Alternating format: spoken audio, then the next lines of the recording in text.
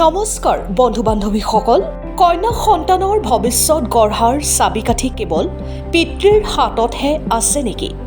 চাণক্য নীতিমতে এনে কিছুমান ভুল কৰিলে সমগ্ৰ জীৱন ভুগিব পাৰে আপোনাৰ কন্যা সন্তানে।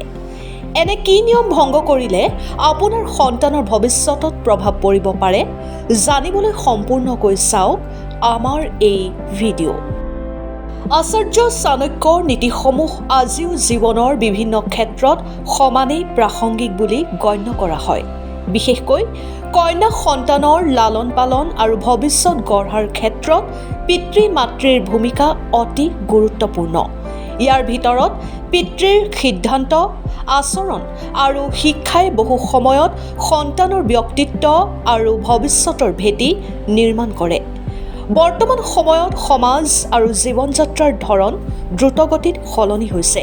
সেয়েহে কন্যা সন্তানক কেৱল সুৰক্ষা দিয়াই যথেষ্ট নহয়, বৰং তেওঁলোকক আত্মবিশ্বাসী, শিক্ষিত আৰু আত্মনিৰ্ভৰশীল কৰি গঢ়ি তোলাটো সমানে জৰুৰী।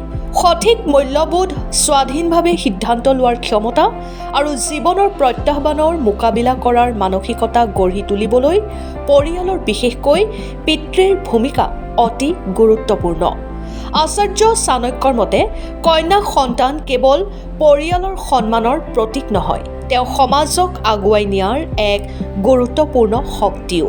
সেয়েহে সৰুৰে পৰাই কন্যা সন্তানক সঠিক মূল্যবোধ, আত্মবিশ্বাস আৰু নিজৰ সিদ্ধান্ত নিজে লোৱাৰ সাহস শিকোৱাটো মাক দেউতাকৰ অন্যতম দায়িত্ব। চাণক্যৰ দৰ্শন অনুযায়ী এগৰাকী ছোৱালীৰ ব্যক্তিত্ব গঠনত পৰিয়ালৰ ভূমিকা অতি গুৰুত্বপূৰ্ণ আৰু তাত পিতৃৰ প্ৰভাৱ বিশেষভাৱে উল্লেখযোগ্য।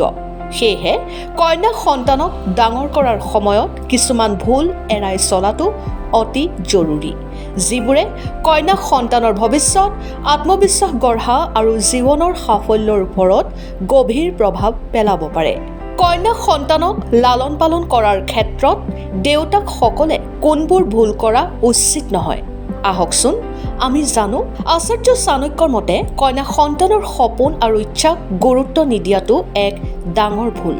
কেৱল ছোৱালী বুলি সন্তানৰ পঢ়া শুনা, পেচা বা জীৱনৰ লক্ষ্যক অৱহেলা কৰিলে তাইৰ ভৱিষ্যতৰ সম্ভাৱনাক সীমিত কৰি দিব পাৰে। চাণক্যৰ বিশ্বাস আছিল এগৰাকী শিক্ষিত আৰু সক্ষম ছোৱালী কেৱল নিজৰ নহয়, দুয়োটা পৰিয়ালৰে গৌৰৱ আৰু শক্তিৰ কাৰণ হৈ উঠে। একেদৰে অতিৰিক্ত নিয়ন্ত্ৰণো সন্তানৰ বিকাশৰ পথত বাধা হৈ পৰিব পাৰে।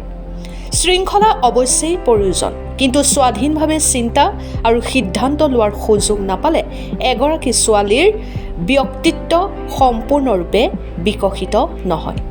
সেয়েহে দেউতাকসকলে কন্যা সন্তানক এনে পৰিৱেশ দিয়া উচিত য'ত তাই আত্মবিশ্বাসেৰে নিজৰ মত প্ৰকাশ কৰিব পাৰে, নতুন কিবা ভাবিব পাৰে আৰু জীৱনৰ গুৰুত্বপূৰ্ণ সিদ্ধান্ত লোৱাৰ সক্ষমতা অৰ্জন কৰিব পাৰে।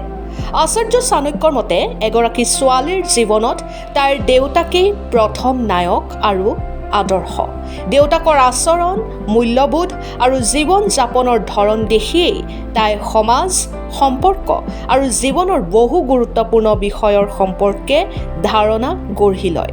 সেয়েহে দেউতাকে সততা, দায়িত্ববোধ আৰু ইতিবাচক মানসিকতাৰ পৰিচয় দিয়া উচিত, কাৰণ তেওঁৰ প্ৰতিটো আচৰণ আৰু সিদ্ধান্তই কন্যা সন্তানৰ ব্যক্তিত্বত গভীৰ প্ৰভাৱ পেলায়। এজন দেউতাকে যদি নিজৰ জীৱনত সৎ আৰু দায়িত্বশীল উদাহৰণ দাঙি ধৰে, তেন্তে ছোৱালীয়েও সেই মূল্যবোধ অনুসৰণ কৰি ডাঙৰ হোৱাৰ সম্ভাৱনা বেছি। পৰিয়ালৰ মাজত দেউতাকৰ এই ইতিবাচক ভূমিকাই কন্যা সন্তানৰ আত্মবিশ্বাস আৰু চৰিত্ৰ গঠনত গুৰুত্বপূৰ্ণ অৱদান ৰাখে। আচাৰ্য চাণক্যৰ মতে কন্যা সন্তানৰ বিবাহৰ ক্ষেত্ৰত খৰধৰ কৰাটো এক ডাঙৰ ভুল হ'ব পাৰে। সমাজৰ চাপ বা প্ৰচলিত ধাৰণাৰ বাবে খৰধৰকৈ বিয়া দিয়াতকৈ তাইৰ শিক্ষা, লক্ষ্য আৰু ব্যক্তিগত ইচ্ছাক গুৰুত্ব দিয়াটো বহু বেছি জৰুৰী। এজনী ছোৱালীৰ ভৱিষ্যত সম্পৰ্কে সিদ্ধান্ত লোৱাৰ আগতে তাইৰ মতামত, সপোন আৰু জীৱনৰ পৰিকল্পনাক সন্মান কৰা উচিত। কেৱল সামাজিক চাপৰ বাবে লৰালৰিকৈ বিয়া দি দিলে পাছত তাই সুখী নহ'লে সেই পৰিস্থিতি সলনি কৰাটো কঠিন হৈ পৰিব পাৰে।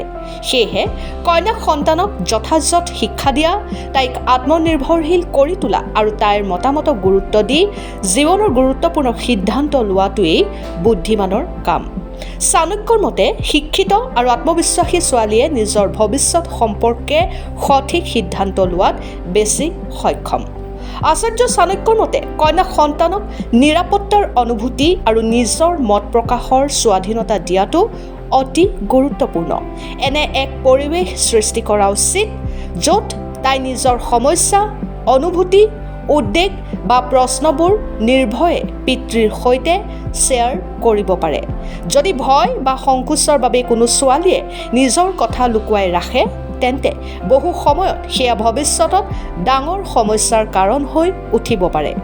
সেয়েহে কেৱল অভিভাৱক হিচাপেই নহয়, এজন বিশ্বাসযোগ্য বন্ধু হিচাপেও দেউতাকৰ ভূমিকা পালন কৰাটো জৰুৰী।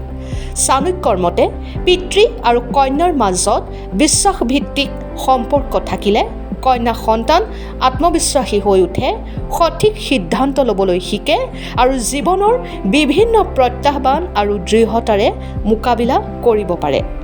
সামগ্ৰিকভাৱে কন্যা সন্তানক কেৱল সুৰক্ষা দিয়াই যথেষ্ট নহয়, তাইক এনেদৰে গঢ়ি তোলা জৰুৰী যাতে তাই আত্মবিশ্বাসী, শিক্ষিত, বিচক্ষণ আৰু জীৱনৰ প্ৰত্যাহ্বানৰ মোকাবিলা কৰাত সক্ষম হৈ উঠিব পাৰে। আচাৰ্য চাণক্যৰ নীতিটো এই বাৰ্তাকে গুৰুত্ব দিয়া হৈছে।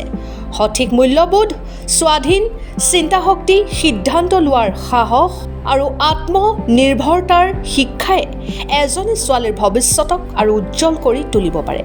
মাক দেউতাকে যদি এই বিষয়বোৰত গুৰুত্ব দিয়ে আৰু সন্তানৰ সপোন আৰু মতামতক সন্মান কৰে, তেন্তে তাইৰ জীৱন সাফল্য, সন্মান আৰু আত্মবিশ্বাসেৰে ভৰি উঠিব পাৰে।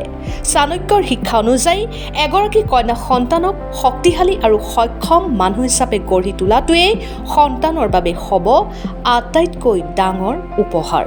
আৰু এই নীতিবোৰ মানি চলিলে তাইৰ ভৱিষ্যত সঁচাকৈয়ে সোণৰ দৰে উজ্জ্বল হৈ উঠিব পাৰে।